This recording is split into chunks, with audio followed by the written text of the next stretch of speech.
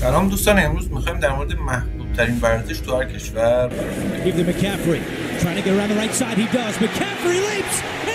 اولین ورزش فوتبال آمریکاییه که محبوب ترین ورزش توی آمریکا محسوب میشه.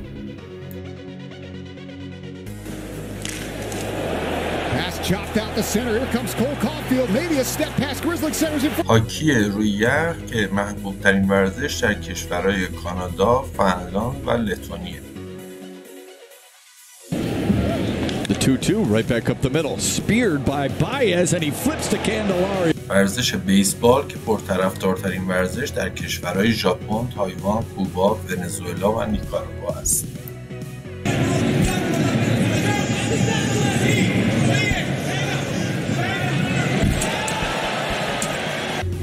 ورزش بعدی کشتی که محبوب ترین ورزش تو کشور مغولستان.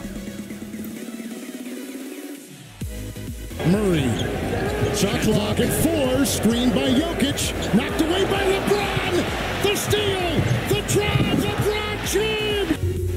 ورزش بسکتبال تو کشورهای چین، فیلیپین، استونی و لیتوانی محبوب ترین ورزش محسوب میشه. Athleticism, hard hits, and heart-stopping moments. Saved from the boundary, needs to be inch perfect. فوتبال استرالیایی که همونجور از اسمش مشخصه توی کشور استرالیا محبوب ترین ورزشه.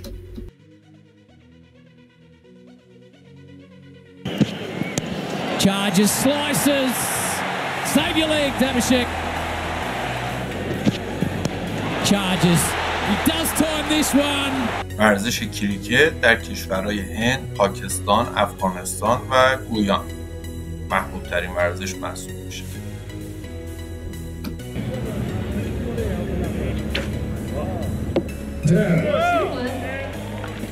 And this is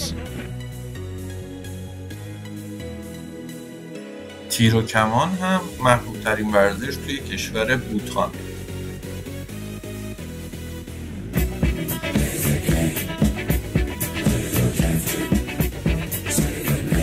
فوتبال گیلیک محبوب ترین ورزش توی کشور ایرلند.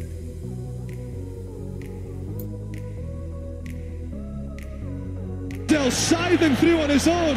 This is remarkable. What a break from Arundel. Has he got the legs to go all the way? راگبی هم محبوب ترین ورزش تو کشور پاپوآگینه نو هستش.